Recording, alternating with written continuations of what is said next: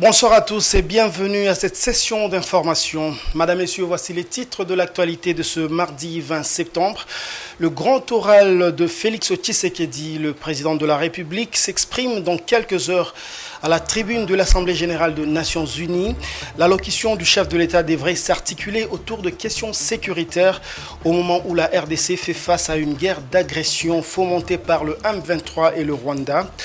À la une également, que doit-on comprendre de la sortie médiatique d'Antonio Guterres?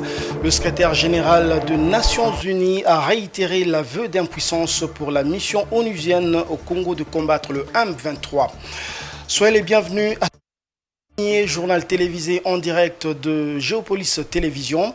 À cet effet, nous recevons pour vous William Albert Kalingai, directeur général du groupe Géopolis, qui va nous parler de l'ambition de ce journal qui désormais, vous suivrez désormais à 19h30 chaque jour en direct. Bonsoir Monsieur Albert Kalingai. Bonsoir Patrick, bonsoir. Vous allez nous accompagner tout au long de ce journal, mais d'abord l'actualité. Le président Félix Tshisekedi participe à la 77e session de l'Assemblée générale des Nations unies à New York qui s'ouvre ce mardi. Le chef de l'État prend part à ses travaux en tant que président de la République démocratique du Congo, mais également président en exercice de la Communauté économique des États d'Afrique centrale et président en exercice de la SADC.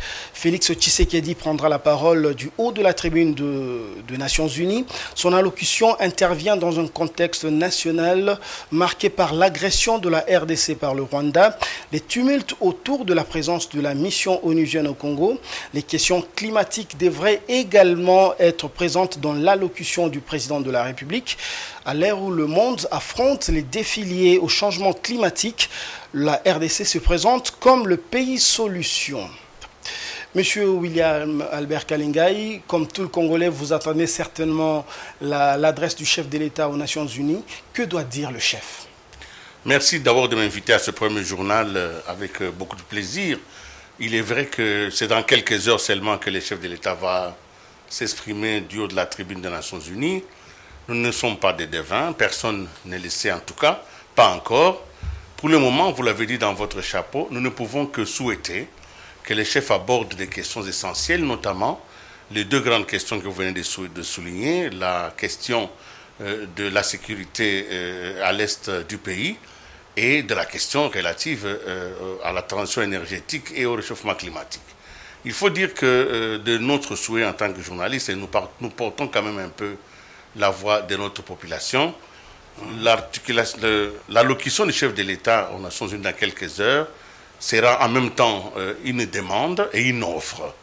En tant que demande, notre pays a besoin de la sécurité à l'est du pays. Et pour aujourd'hui, vous l'avez encore dit, nous avons une clarification, en tout cas, d'un certain nombre de paramètres sur terrain. Aujourd'hui, nous savons, ce n'est plus un secret, que le M23 est soutenu par le Rwanda et ses parrains visibles et invisibles. Ça, c'est un fait qui est établi. Un deuxième fait qui vient d'être établi, c'est que la MONUSCO a déclaré son incapacité à réduire au silence les groupes armés, mais surtout à récupérer Bunagana. Ces propos qui ont commencé par la représentante du secrétaire général des Nations Unies au Congo ont été confirmés finalement par lui-même, Antonio Guterres, qui a dit effectivement que la MONUSCO était incapable. Et ceci peut étonner beaucoup de gens, mais je voudrais quand même que l'on puisse placer dans le contexte pourquoi peut-il dire qu'ils sont incapables. Je vais donner deux chiffres qui peuvent peut-être permettre de comprendre la position de la MONUSCO.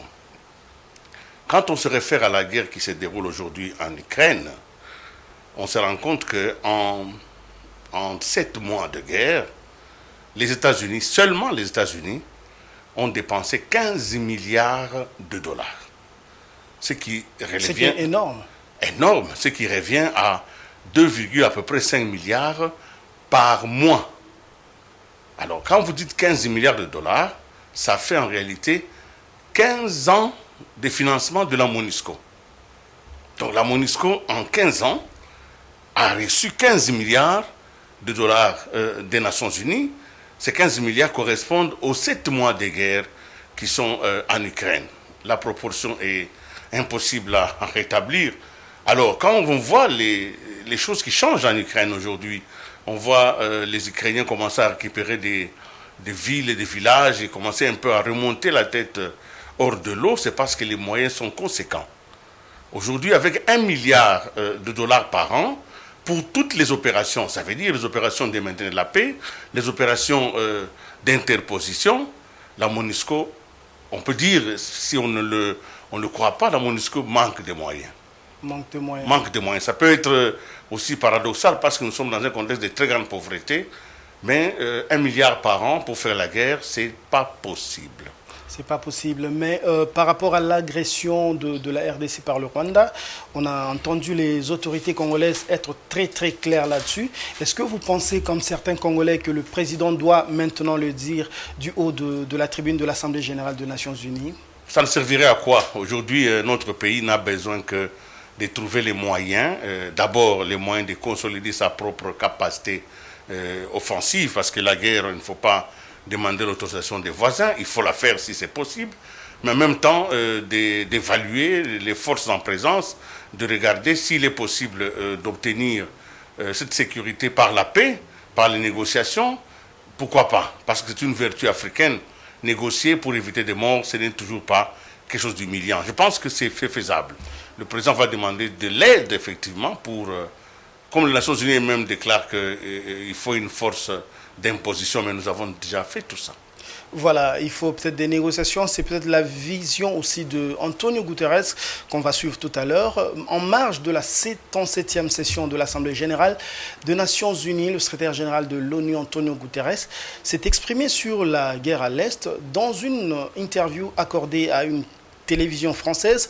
Le patron de l'ONU a réitéré l'aveu d'impuissance de la mission onusienne à combattre le M23, une déclaration qui risque fortement d'irriter les autorités à Kinshasa.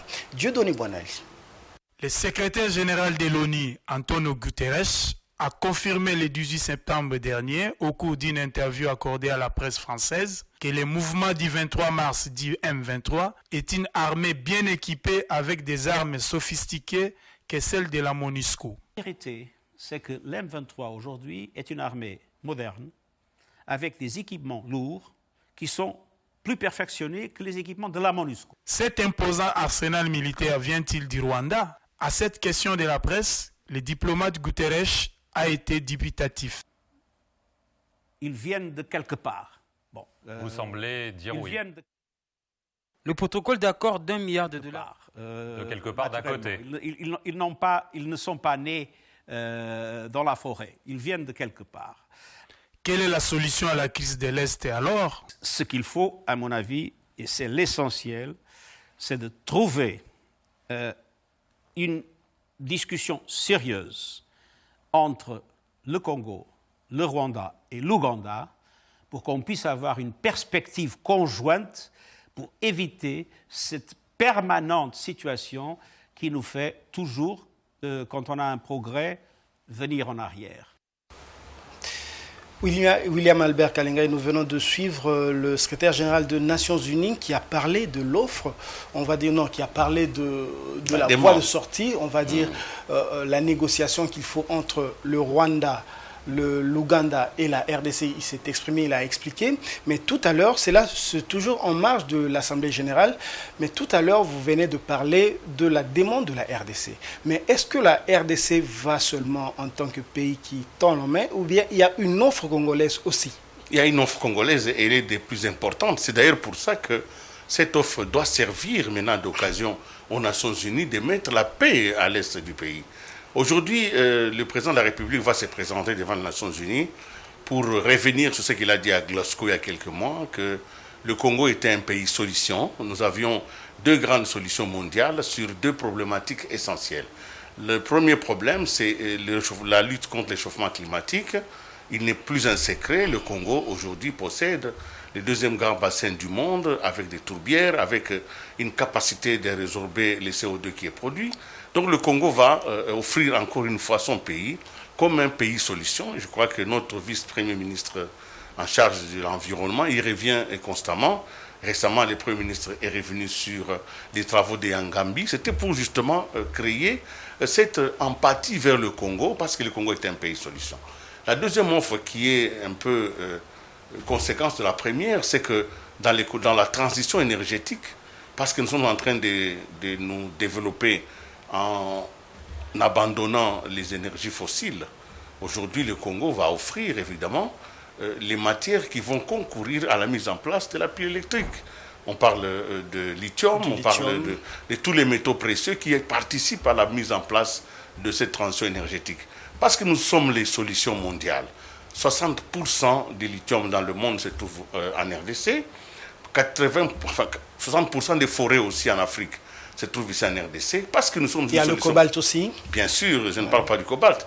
Parce que nous sommes une solution pour le monde, eh bien le monde doit nous aider à mettre la paix dans notre pays et à propulser le développement. L'offre du Congo, c'est celle-là. Vous voulez participer à la solution de ces deux grands problèmes qui aujourd'hui sont en train de faire mal au monde.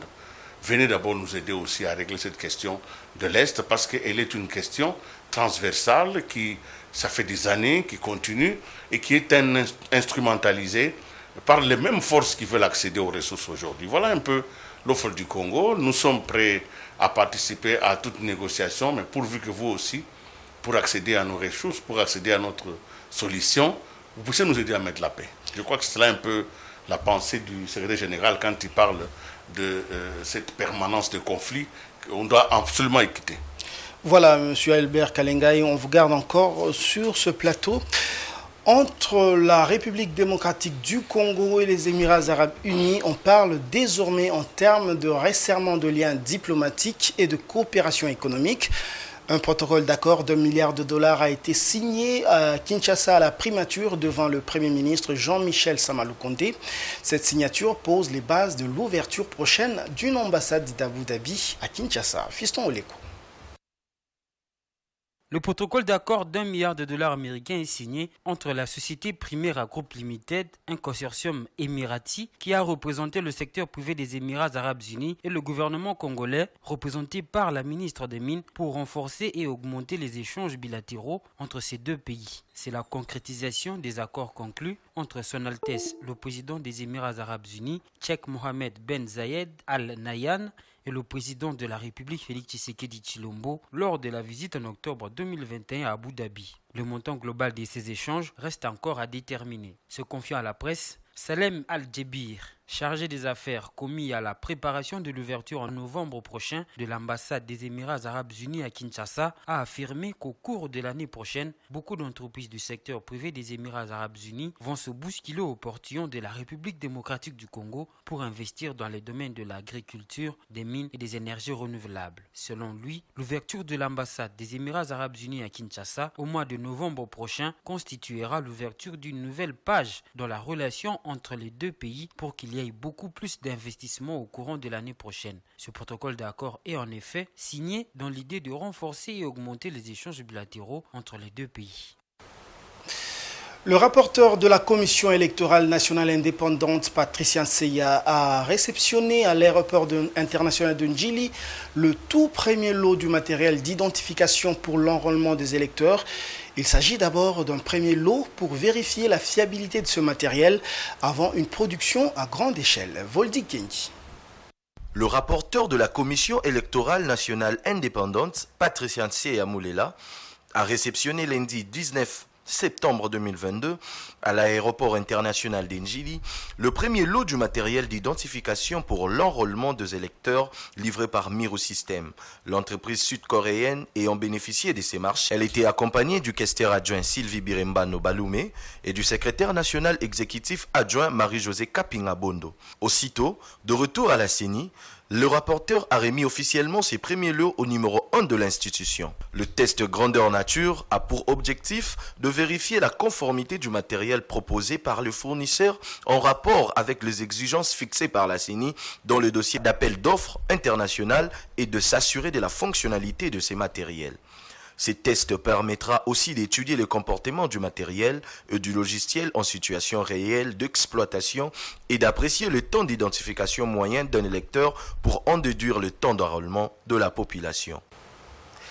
Le Bureau central de coordination BESECO a signé un protocole d'accord avec la province du Sud-Ubangui pour la réhabilitation et la modernisation des infrastructures de la ville de Guémena, notamment la voirie urbaine et les bâtiments administratifs publics. Gisèle Malamba et Orman Moussantou. Après les protocoles d'accord signés avec le Kasaï central, c'est le tour du Sud-Ubangui de signer un protocole d'accord pour la réhabilitation et la modernisation des infrastructures dans cette province. C'est tard dans la soirée du vendredi que le gouverneur Jean-Claude Mabenzengbe, en visite de travail à Kinshasa, a conduit une forte délégation composée notamment du président de l'Assemblée provinciale, du rapporteur et certains députés vers les installations du Bureau central de coordination BESECO qui ont servi des cadres pour cette cérémonie. Quelques minutes ont suffi pour sceller ce partenariat à la grande satisfaction des uns et des autres. Revenant à la cérémonie, le numéro 1 du Sud-Ubangui livre ses impressions. Je dois admettre que c'est un moment important pour la province. Vous voyez ici avec le président de l'Assemblée provinciale, le rapporteur du bureau de l'Assemblée provinciale et les honorables députés qui m'accompagnent. Nous sommes venus au BESECO requérir l'expertise de BESECO dans le domaine de marché parce que BESECO a accepté de nous assister dans la réhabilitation et la modernisation de la voirie urbaine de nos villes et agglomérations, mais aussi dans la réhabilitation de bâtiments, construction et réhabilitation de bâtiments publics. Les experts sur terrain nous diront, mais sinon, nous planchons sur 36 mois. Le BESECO qui vole au chevet de la province du Sud-Ubangui pour la réhabilitation, la modernisation de la voirie urbaine et des bâtiments administratifs s'aligne dans la vision du chef de l'État Félix-Antoine Tshisekedi, celle de désenclaver la République démocratique du Congo. Il est à noter que les travaux prendront 36 mois. Remise et reprise aux lignes maritimes congolaises, la nouvelle équipe dirigeante chapeautée par Jean-Claude Mukendi Mbia Mwenza s'est dit prête à doter à cet établissement public des navires en propre, à mettre en exploitation aussitôt que le port en eau profonde de Banana sera opérationnel. Le nouveau directeur général a expliqué la nouvelle vision lors d'une cérémonie de passation de pouvoir avec l'ancien directeur général. Blandine Bampala. Après l'Assemblée générale et le conseil d'administration, l'heure était maintenant à la cérémonie de remise et reprise qui s'est déroulée dans une ambiance de convivialité. La nouvelle équipe dirigeante chapeautée par Jean-Claude Mukendi Mbia Mwenza a pris officiellement ses fonctions devant les agents et cadres de cette société maritime. Aussitôt installé, Jean-Claude Mukendi, nouveau directeur général de LMC, fait face aux défis à relever, notamment l'acquisition des nouveaux navires, et son mandat s'inscrit dans l'exécution du plan de relance 2021-2023 avec quelques réajustements pour l'adapter au contexte économique actuel. Nous assumerons donc pour ce nouveau mandat l'exécution de notre plan de relance 2021-2023 qui va subir quelques réajustements pour l'adapter au contexte économique actuel, et c'est conformément aux remarques pertinentes du Conseil supérieur du portefeuille. Notre vision priorise sans ambages l'acquisition des navires en propre afin de relancer efficacement les activités de l'entreprise, d'une part, et d'autre part, matérialiser la vision de son Excellence, Monsieur le Président de la République. De son côté, le directeur général sortant a à son tour remercié le chef de l'État, Félix Tshisekedi Tshilombo, d'avoir jeté son dévolu sur lui et a souhaité un fructueux mandat à l'équipe entrante. Il faut retenir que le directeur général sortant a géré les lignes maritimes congolaises durant 2 ans et 2 mois. À la conjugaison des efforts et à la détermination des uns et des autres, de la direction générale sortante, j'ai eu l'insigne honneur de conduire durant les 2 ans et 3 mois a pu engager lentement mais sûrement la bataille glorieuse de la relance de la société. À ce jour où je rends le tablier, je remets entre les mains de la direction de la nouvelle direction générale une société viable et en pleine expansion, qui est en train de retrouver très doucement sa place dans les concerts des armements nationaux. Il faut noter que le directeur général a géré les LMC durant des ans. Dans le secteur du transport, le désordre se généralise autour notamment de la tarification des courses. Depuis la hausse de prix du carburant, les chauffeurs taxis pratiquent chacun une tarification à sa guise, une cacophonie qui s'est installée et qui frappe directement la poche des Quinois. Patience Lokeke et Stani Samba. Quelques jours seulement après la pénurie du carburant à la pompe causée par la baisse des stocks du carburant au pays, le gouvernement congolais a, dans un communiqué publié par le ministère de l'économie nationale, mis en place une nouvelle tarification réajustant le coût du carburant. Un litre d'essence se vend actuellement à 2695 francs congolais à Kinshasa, dans la zone d'embarquement ouest globalement, chose qui a entraîné la majoration de coûts des transports en commun, passant outre la tarification officielle de la ville de Kinshasa. Ce qui est à la base de la hausse de prix des transports, c'est le carburant. Le gouvernement a réajusté à plusieurs reprises le prix du carburant à la pompe. Nous payons tous les jours 500 francs pour la quittance. Il n'y a pas de parking. À cela s'ajoutent les tracasseries policières. Le gouvernement est comme un père à la maison. Lorsqu'il y a du désordre, il doit chercher à mettre de l'ordre. Depuis qu'il a annoncé la mise en place d'une commission tarifaire de prix des transports en commun pouvant fixer le prix, jusque-là rien n'est fait. Raison pour laquelle les chauffeurs fixent le prix à leur manière. Actuellement, toutes les courses ont été revues à la hausse. Selon les témoignages, la ligne boulevard du 30 juin, Tiangou par exemple, avant, elle négociait à 1500 francs congolais. Avec cette hausse du carburant, cette course, 2500 francs congolais, voire 3000 francs. Cette situation est à constater un peu partout dans la ville. Il y a nécessité de prendre une nouvelle tarification officielle, mais aussi de mettre en place des mécanismes de suivi de sa mise en œuvre par l'État. On revient à vous, Monsieur William Albert Kalingai. Je vous présente, pour ceux qui ne me connaissent peut-être pas, vous êtes directeur général du groupe Géopolis Forum. Aujourd'hui, Géopolis, c'est presque 17 ans de vie, mais le groupe de presse lance aujourd'hui, pour la toute première fois, un journal télévisé en direct. Alors, d'abord, quelle est l'ambition de ce programme spécifique et dans un contexte où on a une dizaine de chaînes de télévision et une dizaine de journaux télévisés, quelle sera la particularité de ce journal de Géopolis?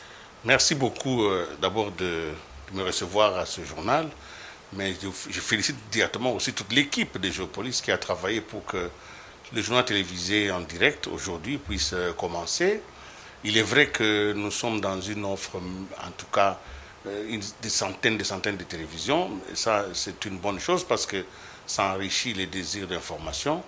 Mais Géopolis, c'est quand même un concept qui est de plus en plus apprécié par plusieurs personnes parce que nous touchons effectivement le cœur de la vie humaine. Nous avons déjà notre slogan qui dit « Dans les profondeurs de l'économie africaine ». L'économie, c'est ça même notre focus. Et l'économie, c'est cette activité qui permet de circonscrire la production, la distribution des biens et des services. Nous sommes un pays pauvre, très pauvre. Pourquoi? Parce que le travail n'est pas suffisamment organisé. Et le travail organisé, c'est ça même qu'on appelle l'économie. Notre pays, il y a très peu d'entreprises. Notre pays, il n'y a pas de boulot. Alors, les gens doivent se battre pour pouvoir survivre. Alors, nous, ce que nous faisons, nous voulons encourager l'entrepreneuriat. Nous voulons encourager les idées novatrices. Nous voulons accompagner tous ceux qui ont une idée de la valeur ajoutée. Ils veulent produire, ils veulent combattre la faim, ils veulent combattre la précarité. Notre journal sera là pour pouvoir accompagner les entreprises qui sont existantes, accompagner les réformes qui sont mises en place par l'État pour pouvoir permettre à cet État-là de gagner en organisation et en leadership. Nous pensons qu'il y a encore de la place pour un journal qui sera un journal évidemment avec toutes les rubriques, mais qui aura un focus important sur l'économie. Nous pensons et nous croyons fondamentalement que seule une économie saine, prospère, va changer la vie des gens. Tout le reste, c'est la propagande. Il n'y a que l'économie qui produit de nouvelles richesses et il n'y a que de nouvelles richesses qui changent la vie des gens. C'est cela notre combat et nous espérons qu'on va nous laisser un tout petit peu de place pour que nous puissions nous aussi argumenter et apporter les informations qui vont activer l'essence de l'entrepreneuriat dans notre population. Pour le moment, on a activé l'essence de la militance, on a activé plusieurs autres sens, l'essence de la foi, de la religion, mais il y a aussi un sens qui n'est pas activé, c'est l'essence de l'entrepreneuriat.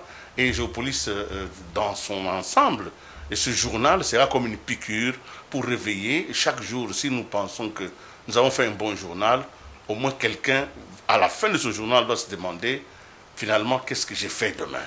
Cette question, si vous la posez, alors nous sommes ensemble.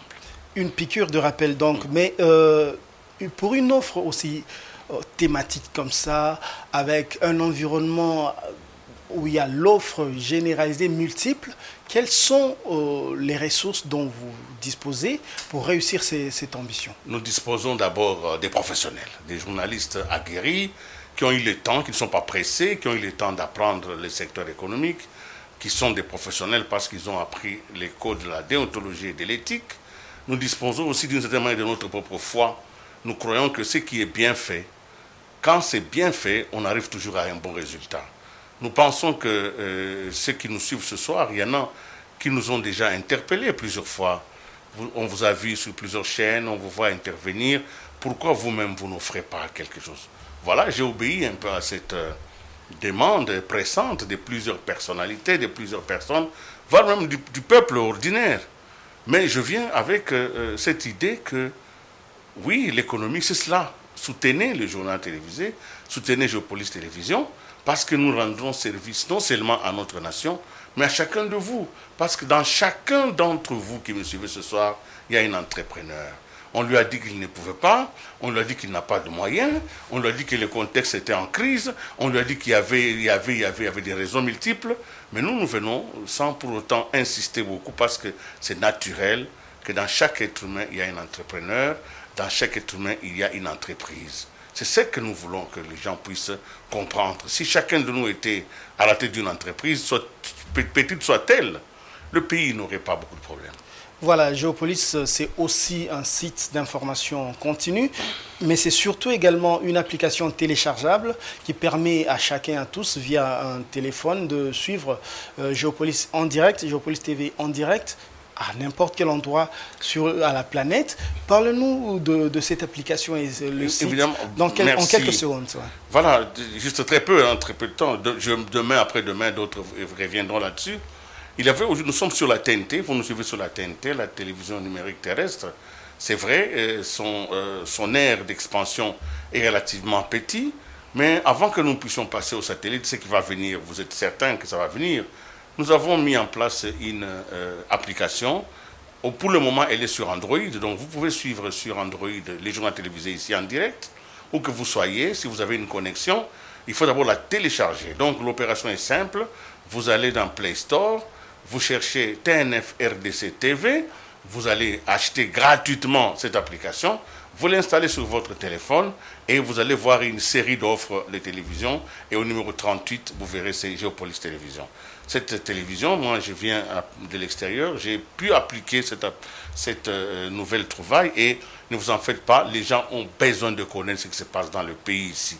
Le Congo a encore et encore besoin d'informer et surtout de se vendre à l'extérieur, mais aussi à l'intérieur du pays. Voilà, il faut préciser qu'il faut juste être connecté pour télécharger, donc c'est gratuit cette application. Gratuit, voilà. Parlons de Géopolis, le groupe vient de publier un magazine, en tout cas le numéro 64, qui est spécialisé sur les questions minières. Je vous propose d'abord de suivre la présentation de ce magazine avant de revenir et commenter.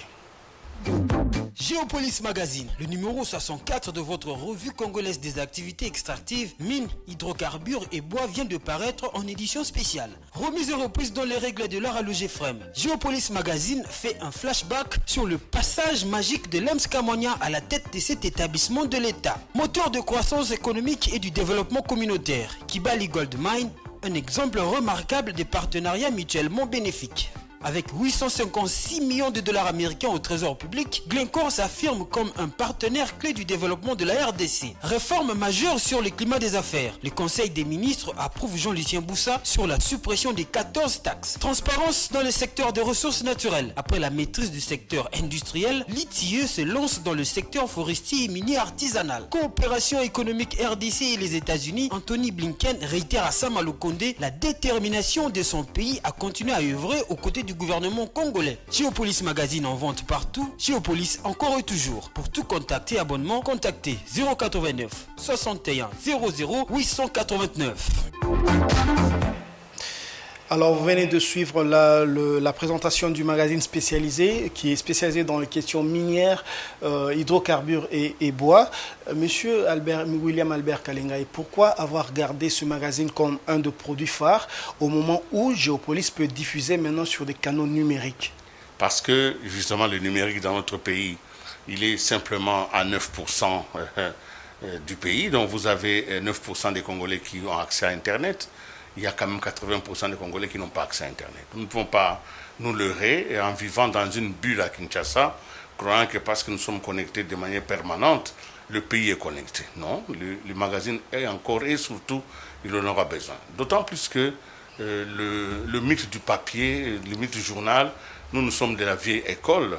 Même si nous nous adaptons aujourd'hui à des applications, à des plateformes numériques, nous restons quand même de cette vieille école où le journal papier, son parfum, le travail autour, et ici la quadrichromie, l'odeur du parfum du papier, tout cela a une importance, c'est vrai. Le papier reste fondamental. En même temps que nous prenons en charge les autres aspects du développement, nous n'oublions pas. Géopolis, c'est un peu comme un nom de famille. Alors chaque enfant qui vient a un prénom. Il faut donc que chaque enfant se batte pour qu'il soit digne d'un prénom. Vous avez Géopolis Magazine, qui est le premier produit qui est sorti en 2006. En 2011, il y a eu Géopolis Hebdo, qui sort 3 fois par semaine, c'est un trio hebdomadaire. Et puis aujourd'hui, vous voyez, vous avez Géopolis Télévision. Ce sont tous les enfants d'une même vision, la vision qui est dans Géo et Police, et je voudrais terminer par là. La Géo, c'est notre propre terre. La police, c'est la cité. Nous battons contre le paradoxe congolais qui fait qu'un pays aussi riche que le Congo puisse avoir une population aussi pauvre. Tant que ce paradoxe existera, nous existerons parce que nous essayons de nous battre pour que le Congo soit un pays à terre riche et à population riche aussi. Voilà un peu notre leitmotiv. Nous demandons donc officiellement aujourd'hui un appui à tous ceux qui sont intéressés par les changements dans le pays, ceux qui sont intéressés par, en tout cas, la production des richesses, parce que nous ne combattons pas la pauvreté, mais nous nous battons pour la production des richesses. Voilà, vous avez parlé de production de richesses, d'entrepreneurs et entreprises.